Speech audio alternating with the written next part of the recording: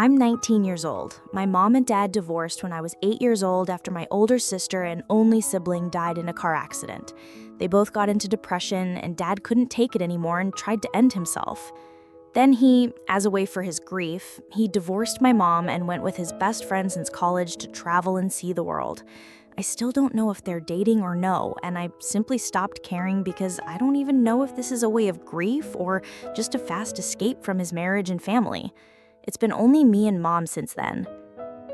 My dad didn't cut all contacts with me. He called me, sent me messages every now and then. I guess he tried, but I'm still so mad at him. Because why can't he simply stay with me?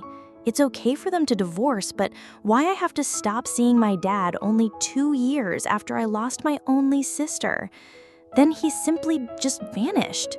He can visit the town every 7 months, but literally, that's our relationship. So a few months ago, I knew I had cancer. It's not a late stage, and the doctors tried a few times to tell me there's a high chance I will beat it, but I don't know if it's a lie or not. I feel it's something they have to say to anyone. My mom crying every night, which make me even sadder because I feel it's all my fault and I can't even help it. I'm getting medication, and my friends and my mom are always with me. 2 weeks ago, my dad, out of nowhere, called my mom, and we were literally like 2 a.m. He was yelling, and I can hear his voice crying, asking her how she couldn't tell him that his only son has a cancer. She already tried to call him, but I guess he was so busy with his buddy or just ignoring mom. He was yelling like a maniac, telling her it was months, and if she wanted to let him know, he would have known. After that, he went to my city, and literally, he is calling me every day to spend some time. He went to go with me to the hospital, which I refused completely. The last time we talked was 2 days, and I told him he can't try to spend time with me now after knowing that I'm dying. He should go back to his life. And somehow everyone in my family telling me I'm an asshole, and that my dad was always trying to be there for me, but he had a life also. And that I know how he is so mentally weak right now knowing that his only child is having cancer. Like, I'm the one who should care about the mentality of people when I'm the one who has a fucking cancer? I'm so mad, and even at myself, because I actually always wished to have a good relationship.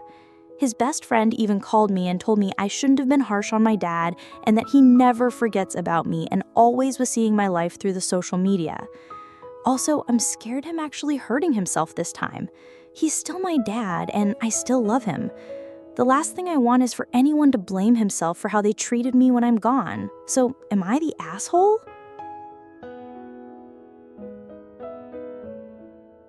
In the dim light of late night, when the telephone's shrill ring cuts through the silence, a story of pain unfolds like pages of a book torn by time.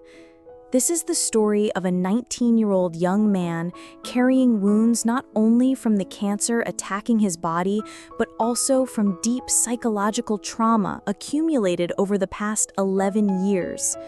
From a psychological perspective, this story serves as a classic example of complex trauma theory.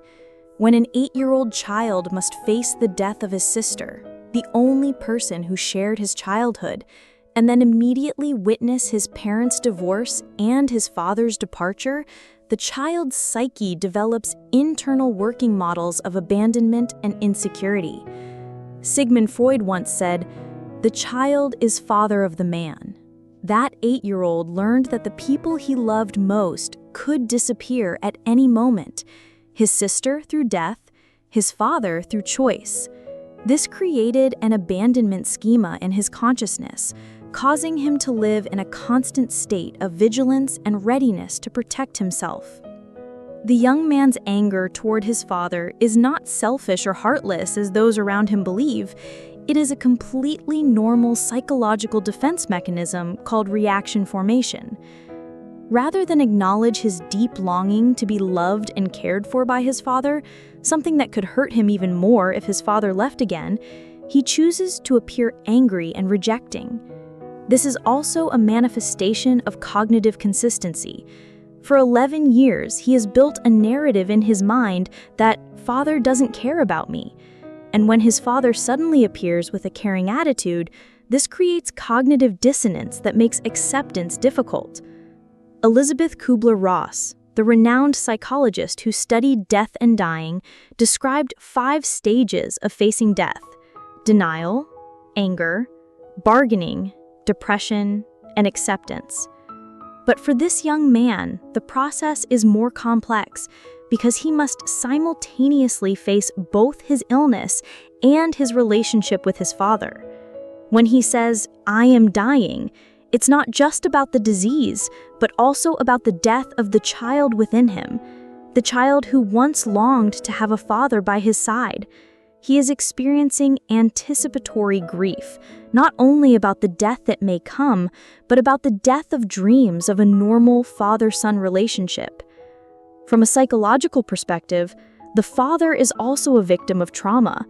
The fact that he quietly followed his son's life through social media shows he never truly let go.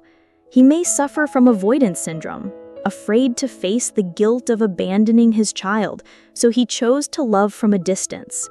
His violent reaction upon learning of his son's cancer may be a manifestation of survivor guilt returning.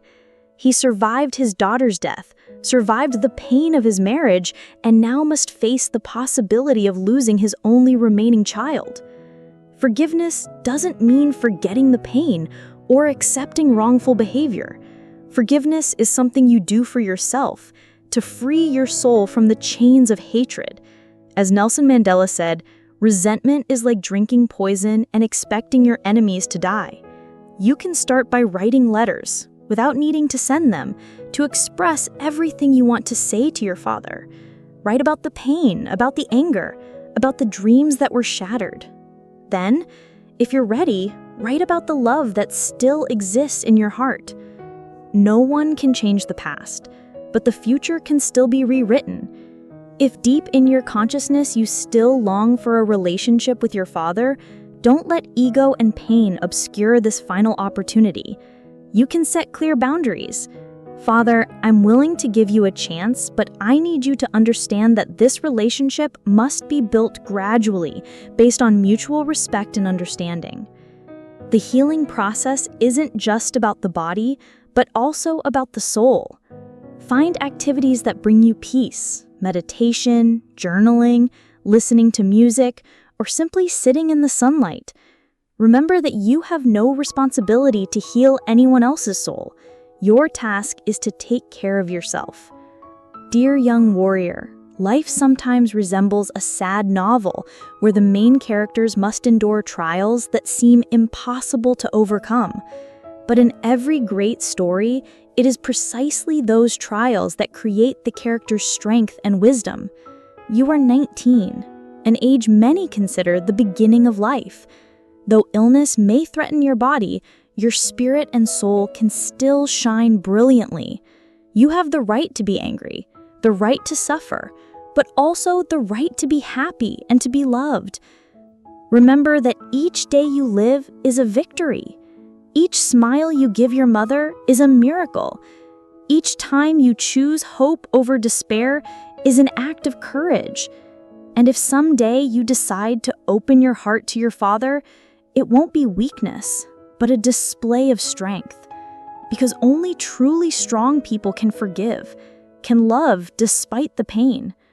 Whatever the future holds, know that you have lived a life worthy of respect, have loved and been loved.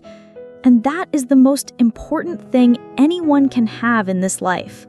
In the darkest nights, the brightest stars shine. And you are one of those stars.